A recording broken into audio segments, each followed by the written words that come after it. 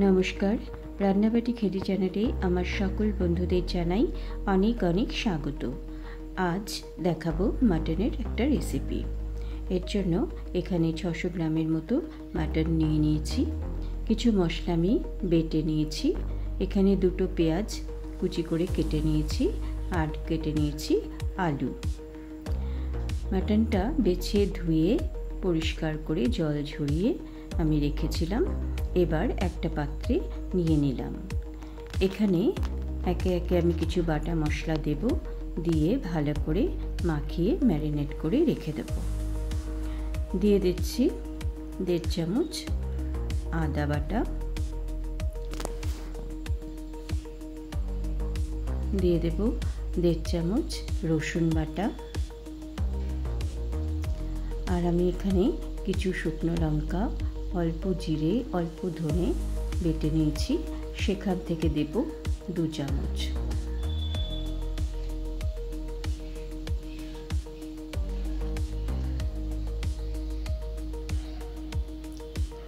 দেব half চামচ হলুদ গুঁড়ো,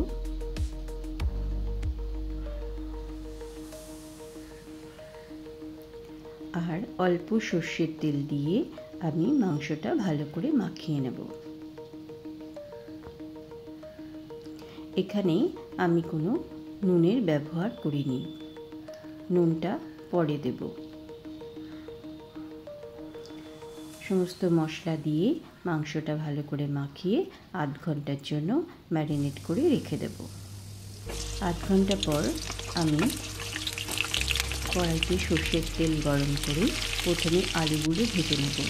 এখানে সামান্য নুন, সামান্য হলুদ আর সামান্য লঙ্কার গুঁড়ো দিয়ে আলুগুলো লাল লাল করে ভেজে নেব।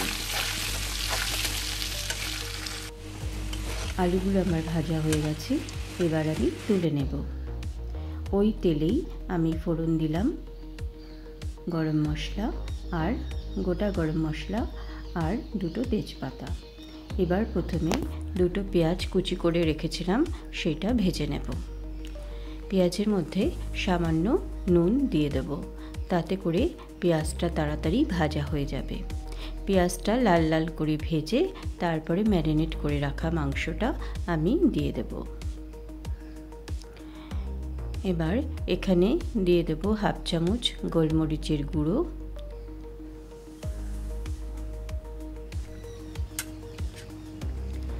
আর হাফ চামচ কাশ্মীরি লঙ্কার গুঁড়ো।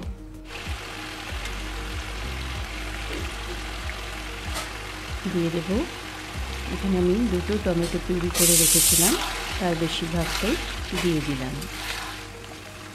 এবার ভালো করে কষিয়ে নিতে হবে যতক্ষণ না মাংস থেকে তেল ছেড়ে আসছে।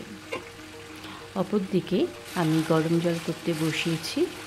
মাংস কষানো হয়ে গেলে আমি গরম জলটা মাংসে দিয়ে দেব। ঢেকে ঢেকে এইভাবে আমি মাংসটা ভালো করে কষিয়ে নিলাম। মাংস আমার কষানো হয়ে গেছে, ওদিকে গরম জলও হয়ে গেছে। আমি গরম জলটা ঢেলে দিলাম। এবার ভেজে রাখা আলুগুলো দিয়ে দেব। এই অবস্থায় আমি দিয়ে দেব পরিমাণ মতো নুন।